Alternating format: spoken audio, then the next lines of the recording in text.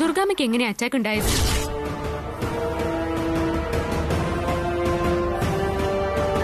അതായത് അറ്റാക്ക് പെട്ടെന്നായിരുന്നോ അതോ പതുക്കെ പതുക്കെ വേദന വന്ന് അറ്റാക്കായി മാറുകയായിരുന്നോ? മുറിക്കകത്തൊരു നിലവിളി കേട്ടു, പെട്ടെന്നൊരു ശബ്ദവും കേട്ടു. ആതിര ഓടിച്ചെന്ന് നോക്കുമ്പോ ദുർഗേച്ചി നിലത്ത് കിടന്ന് ഉരുളുകയായിരുന്നു. ആ, വെളിച്ചപ്പാടിനെ പോലെ അങ്ങോട്ടും ഇങ്ങോട്ടും ഉരുളല് അല്ലേ? നീ എന്താ കളിയാക്കണോ എന്നെ? അല്ല സുലുവന്റി. അല്ല, എന്നിട്ട് നിങ്ങൾ എങ്ങനെയാ ദുർഗാമ്മയെ ഹോസ്പിറ്റലിൽ എത്തിച്ചത്? അത് ഞങ്ങൾ പെട്ടെന്നൊരു കാർ വിളിച്ചു. ആ, തൊട്ടപ്പുറത്ത് തന്നെ ടാക്സി സ്റ്റാൻഡ് ഉണ്ടല്ലോ. കാർ വന്നപ്പോ തന്നെ ദുർഗാമ്മ നടന്ന് കാറിലേക്ക് കയറി. അതെ അതെ, വേഗം ചെന്ന് കാറിക്കൽ. ഏയ് അല്ലല്ല, ഞാനും ആതിരയും കൂടെ ദുർഗേച്ചിയെ എടുത്ത കാറിലേക്ക് കയറ്റായിരുന്നു. ഓ അങ്ങനെ. ഈ കാറിൽ കയറ്റാൻ സമയത്ത് ദുർഗാമ്മ എന്താ സുലുവന്റിയോട് പറഞ്ഞത്? നീ വരണ്ടാന്ന്. അല്ല, ബോധം കെട്ട് കിടക്കുന്ന ദുർഗേച്ചി എന്ത് ചോദ്യം ചോദിക്കാനാ? നീ എന്താ ക്വസ്റ്റ്യൻ ചെയ്ത ആളെ കുഴപ്പിക്കുകയാണോ? ഇത് കൊള്ളാലോ, നീ വേറെ ആളെ നോക്കും.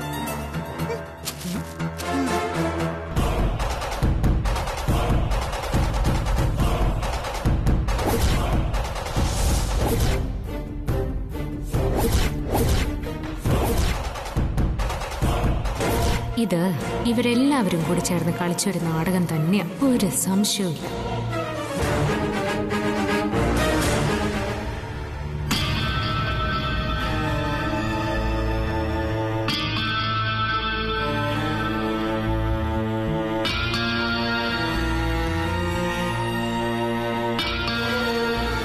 ഓക്കെ, ഇനി ദുർഗയ്ക്ക് വീട്ടിൽ പോവാം.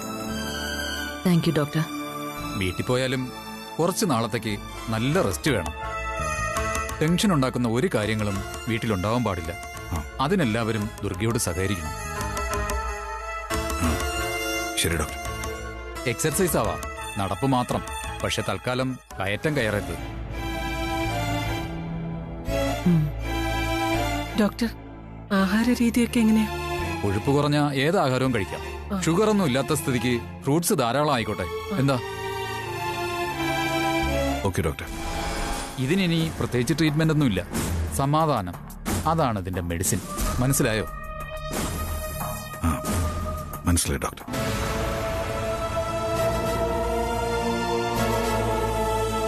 അപ്പൊ ശരി. Thank you doctor.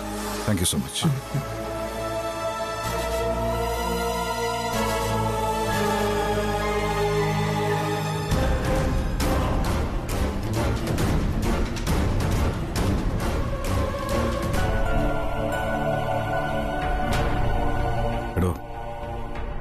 ഡോക്ടർ പറഞ്ഞു കേട്ടല്ലോ, റെസ്റ്റ് അതാണ് വേണ്ടത്. ദുർഗേച്ചി മരുന്നും ഭക്ഷണമൊക്കെ കഴിച്ച് ഒരിടത്ത് ഇരുന്നാ മതി.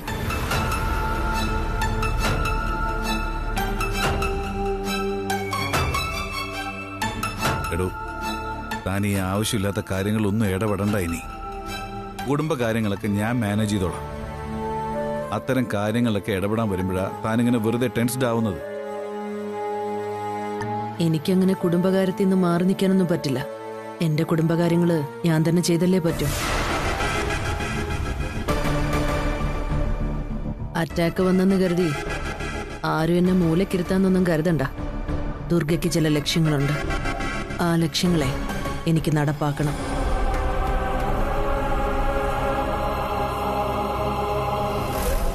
എന്റെ ആഗ്രഹങ്ങൾ നടപ്പാക്കുന്നതിന് എല്ലാവരും എന്നോട് സഹകരിച്ചാൽ കൊള്ളാം. അല്ലെങ്കിൽ അടുത്ത അറ്റാക്കിന് എന്റെ ശല്യം അങ്ങ് അവസാനിക്കും.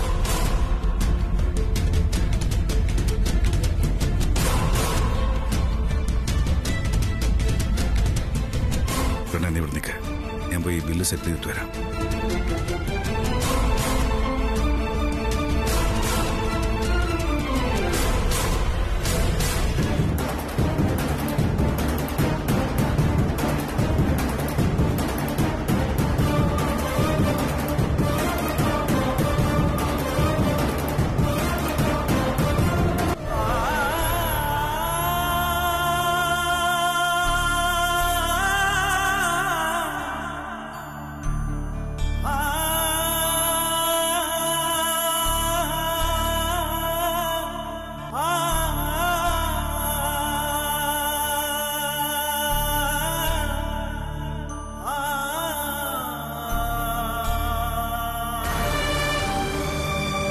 എന്താ ഒരു ആലോചന?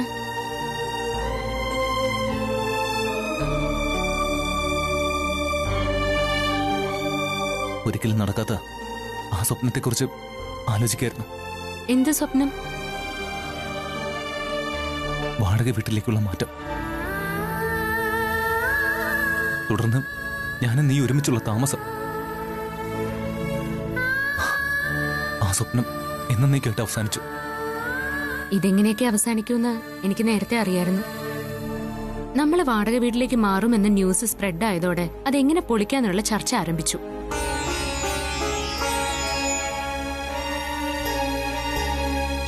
ആദി,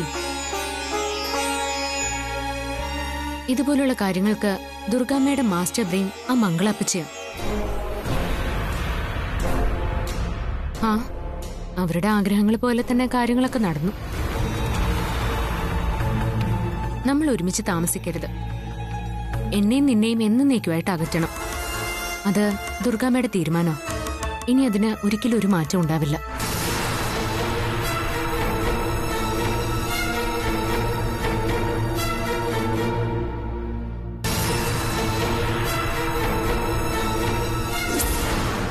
എങ്കിൽ എന്റെ തലയിൽ കൈവച്ച സത്യം ചെയ്യ. നീ വാടക വീട്ടിലേക്ക് മാറില്ലെന്ന് സത്യം ചെയ്യ.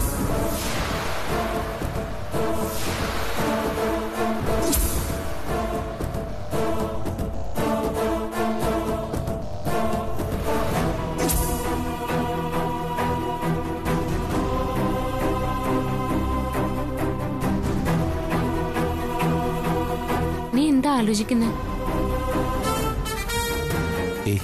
ഒന്നുമില്ല തുളസി. ഞങ്ങള് എന്നൊരു ജീവിതം ആരംഭിക്കുമെന്ന് ആലോചിക്കായിരുന്നു. ആ, എന്തെങ്കിലും ഒരു ദിവസം ആരംഭിക്കുമെന്ന് വിചാരിക്കാം.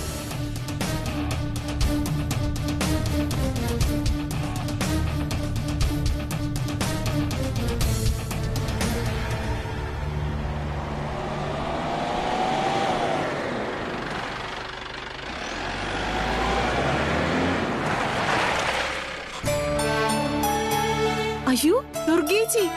ആതിരേ, ദേ ദുർഗേച്ചി ഹോസ്പിറ്റലിൽ നിന്ന് വന്നു.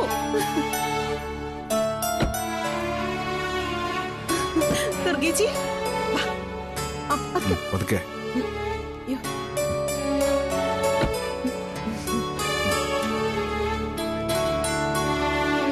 പതുക്കെ ചേച്ചി. പതുക്കെ. ചേച്ചി കിടന്നു. വേണ്ട, ഞാനിവിടെ ചാരിയിരുന്നോളാം. ദുർഗയ്ക്ക് സ്വസ്ഥതയാണ് ആവശ്യം. അതുകൊണ്ടേ അനാവശ്യ വിഷയങ്ങളിൽ മേലുള്ള സംസാരം ഒഴിവാക്കുക. ഒത്തിരി അങ്ങ് വിശദീകരിച്ചിട്ട് ഞാൻ ആരെയും വിഷമിപ്പിക്കുന്നില്ല. കാര്യം മനസ്സിലായല്ലോ?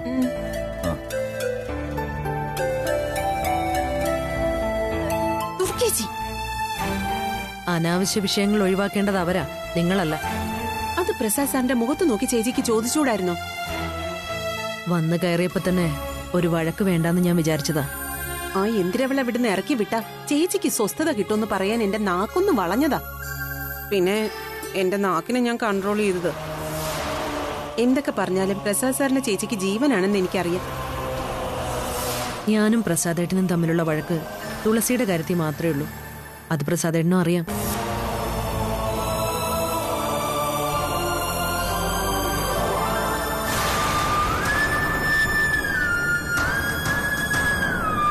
നീ ഇതെങ്ങോട്ടാ? എനിക്ക് ദുർഗാമ്മ ഒന്ന് കാണണം. നീ അങ്ങനെ ദുർഗാന്റിയെ തൽക്കാലം കാണണ്ട. കാര്യം? നീ ഒറ്റ ഒരുത്തിയാ ദുർഗാന്റിക്ക് ഹാർട്ട് അറ്റാക്ക് ഉണ്ടാവാൻ കാരണം. അസുഖമൊക്കെ ഇപ്പൊ മാറിയെങ്കിലും ദുർഗാന്റി എന്നേക്കുമായി ഒരു രോഗിയായി മാറിയില്ലേ? അതിന് കാരണക്കാരി നീയാ. ദേ, ഇതിനുള്ള മറുപടി ഞാൻ നിനക്ക് പിന്നെ തന്നോളാം. ഇപ്പൊ അത് വേണ്ടെന്ന് വെക്കുന്നത് എന്റെ മര്യാദ. നീ നിന്ന് ചെലക്കാതെ ഈ മുറിക്ക് മുന്നിൽ നിന്നൊന്ന് മാറി നിന്നേ. നിന്നെ ദുർഗാന്റി കണ്ടാലേ ദുർഗാന്റിക്ക് ടെൻഷൻ ഉണ്ടാവും.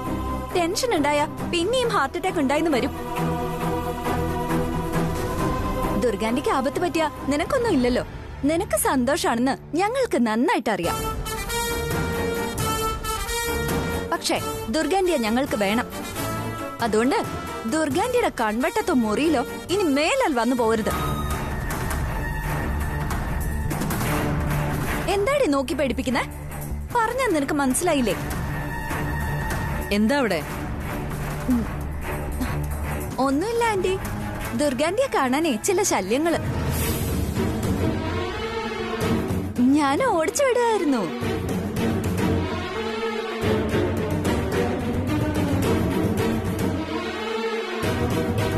എന്താടി നിക്കുന്നേ? ഒന്ന് പോ. ഞാനിതെന്റെ മനസ്സിൽ കുറിച്ചു വെച്ചിട്ടുണ്ട്. ഇതിനുള്ള സമ്മാനം വൈകാതെ തന്നോളാം. മനസ്സിലായോടി?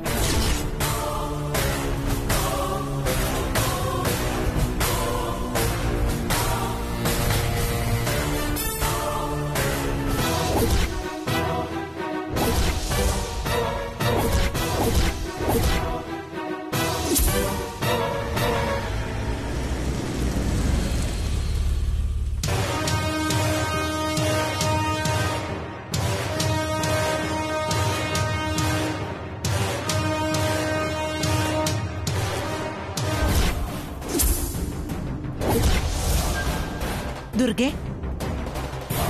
ആ അപ്പച്ചിയോ? ഞാൻ അപ്പച്ചിയെ കുറിച്ച് ഇപ്പൊ അങ്ങോട്ട് വിചാരിച്ചതേ ഉള്ളൂ. വേണ്ട വേണ്ട, നീ എവിടെ കിടന്നോ. നീ ഇപ്പൊ എന്തിനാ എണീക്കുന്നേ? അതിനെനിക്ക് രോഗമൊന്നും ഇല്ലല്ലോ അപ്പച്ചി. നിനക്ക് രോഗമൊന്നും ഇല്ലെന്ന് നമുക്കറിയാം. പക്ഷേ ഇവിടുള്ള മറ്റുള്ളവരുടെ കണ്ണിൽ പൊടിയിടണ്ടേ?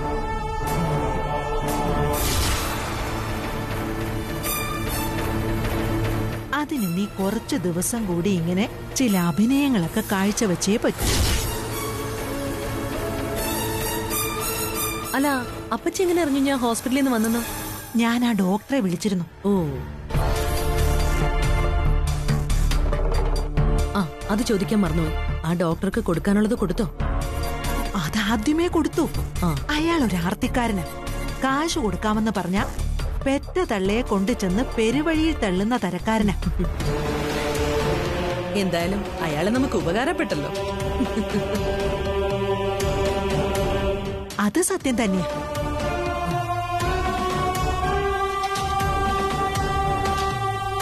എങ്ങനെയുണ്ടായിരുന്നു നമ്മുടെ ഹാർട്ട് അറ്റാക്ക് വിദ്യ? സൂപ്പർ. അവനെ വളച്ച് അവള് വാടക വീട്ടിൽ കുടുംബജീവിതം നയിക്കാൻ പോകുന്നു. അതിന് തടയിടാൻ ഇതേ മാർഗം ഉണ്ടായിരുന്നുള്ളൂ. അവക്ക് തീരെഴുതി കൊടുത്തിരിക്കല്ലേ ഞാൻ എന്റെ മോൻ ആദിയെ. അവക്ക് വിളിച്ചോണ്ട് പോയി ജീവിതം തുടങ്ങാൻ. ദുർഗെ, അവൾ അവനെ ഏത് വിധേനയും അവളുടെ സ്വന്തമാക്കാൻ അടവുകൾ 18 പയറ്റുകയാ. അതിനൊന്നും നമ്മൾ അനുവദിച്ചു കൊടുക്കാൻ പാടില്ല. അവൾ അവനെയും കൊണ്ട് ആ വാടക വീട്ടിൽ പോയി ഒരു ദിവസമെങ്കിൽ ഒരു ദിവസം താമസിച്ച തീർന്നില്ലേ അല്ല. പിന്നെ അവളെ എന്നേക്കുമായി അവന് സ്വന്തമാവും.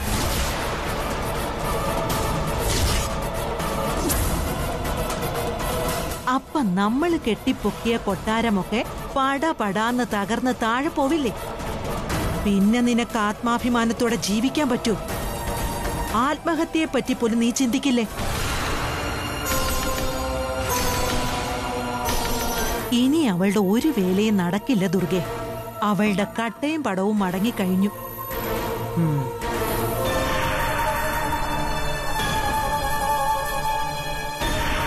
പ്രസാദാണെങ്കിൽ പോലും ഇപ്പൊ നിന്നോട് എതിർത്തൊന്നും സംസാരിക്കില്ല.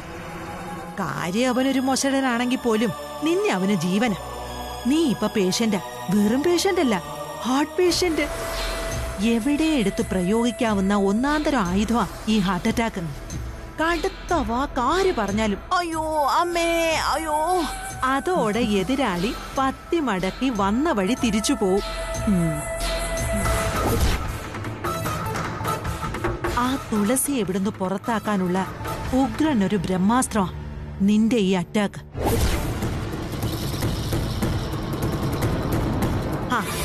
അവൾ ആദിത്യന്റെ ഭാര്യയായ നീ ഹൃദയസ്തംഭനം മൂലം മരിച്ചു പോകുമെന്ന അവസ്ഥ വന്നാൽ പ്രസാദ് തന്നെ അവളെ അവളുടെ വീട്ടിൽ കൊണ്ടു ചെന്നാക്കും.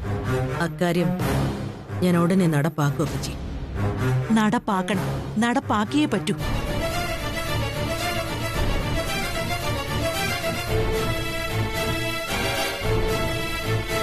അവള് തിരികെ പോകണം. അവള് പോയാൽ ഉടനെ ആദിത്യനും ആതിരയും തമ്മിലുള്ള കല്യാണവും നടത്തണം.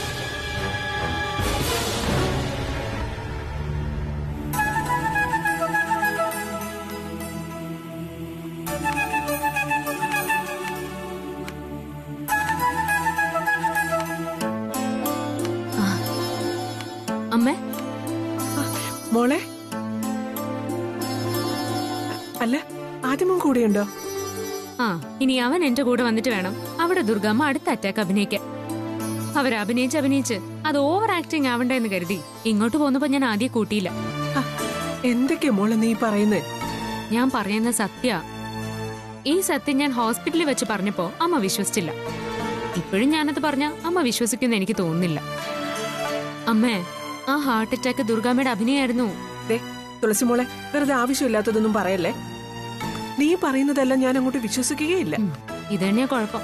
സത്യം പറഞ്ഞാലും വിശ്വസിക്കില്ല. പിന്നെ ഞാൻ എന്താ ചെയ്യാം? എന്റെ അമ്മേ, ഞങ്ങൾ വാടക വീട്ടിലേക്ക് മാറാതിരിക്കാൻ വേണ്ടി ദുർഗാവ കളിച്ചൊരു നാടകമായിരുന്നു അത്. ഇല്ല, ഞാനിത് വിശ്വസിക്കില്ല. നീ വെറുതെ മനസ്സിൽ തോന്നുന്നു വിളിച്ചു പറയല്ലേ. അമ്മേ, മനസ്സിൽ തോന്നുന്നൊന്നും അല്ല.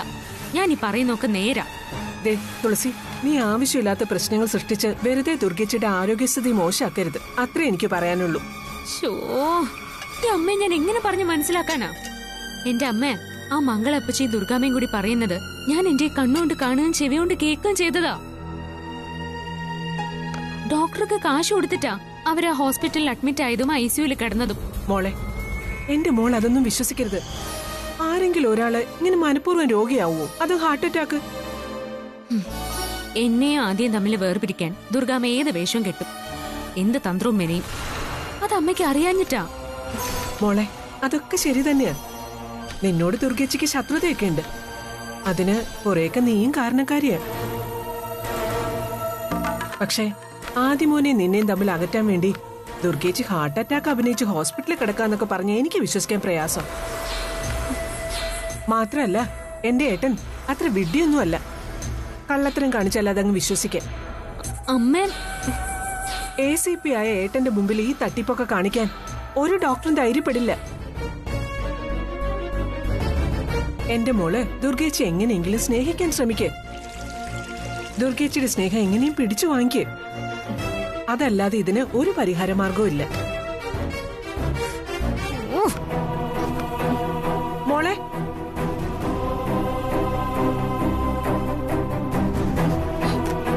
ദേഷ്യപ്പെട്ടു പോകല്ലേ മോളെ. അമ്മയുടെ ചക്കര മോളല്ലേ. അമ്മയോട് പിണങ്ങി നിനക്ക് അങ്ങനെ പോകാൻ പറ്റുമോ?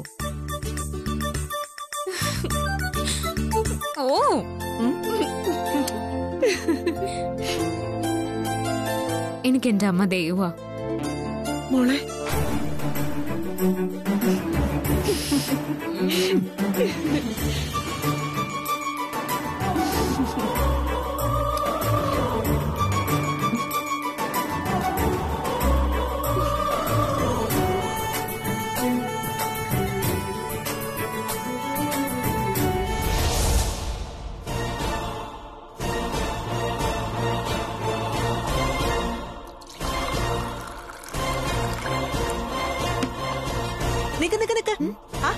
ഇത് എന്തിന്റെ ഗുളികയാ? ഇത് ഡോക്ടർ തന്നെ എന്നാ ദുർഗാന്റി പറഞ്ഞേ. അതെ, അസുഖമൊന്നുമില്ലാത്ത ഈ ഗുളിക എന്തിനാ? എന്റെ അപ്പച്ചി, ഹോസ്പിറ്റലിൽ നിന്ന് ഡിസ്ചാർജ് ആയൊരു പേഷ്യന്റിന് മരുന്നൊന്നും ഇല്ലെന്ന് പറഞ്ഞാ എല്ലാരും സംശയിക്കില്ലേ? അതിന് ഡോക്ടർ തന്ന മൾട്ടി വൈറ്റമിൻ ടാബ്ലറ്റ് ആയത്. ഓ, അത് തന്നെയാ ഞാനും പറയുന്നത്. അത് ഈ കാര്യം ഒന്നും അറിയാൻ പാടില്ലാത്തവര് നിൽക്കുമ്പോഴല്ലേ കൊടുക്കേണ്ടതും കഴിക്കേണ്ടതും ഒക്കെ. ആ, അത് നീ തിരിച്ച് കവറിലേക്കിട്ടെ. ആരെങ്കിലും വരുമ്പോ എടുത്ത് കഴിച്ചാ മതി. അതെ, ഒരു കള്ളത്തരം കാണിച്ചാ അതിനൊരു കണ്ടിന്യൂറ്റി ഉണ്ടാവണം. പരമാവധി ആർക്കും ഒരു സംശയം വരാത്ത രീതിയിൽ പിടിച്ചു നിൽക്കുകയും വേണം. അത് മറ്റുള്ളവരെ വിശ്വസിപ്പിക്കുകയും വേണം. കേട്ടല്ലോ? ഞാൻ നീ എന്താ നോക്കി നിൽക്കുന്നേ? ആ ഗുളിക അങ്ങട്, ആ വെള്ളം എടുക്ക. ആ കൊടുക്ക. ആ എടുക്ക പെട്ടെന്ന്.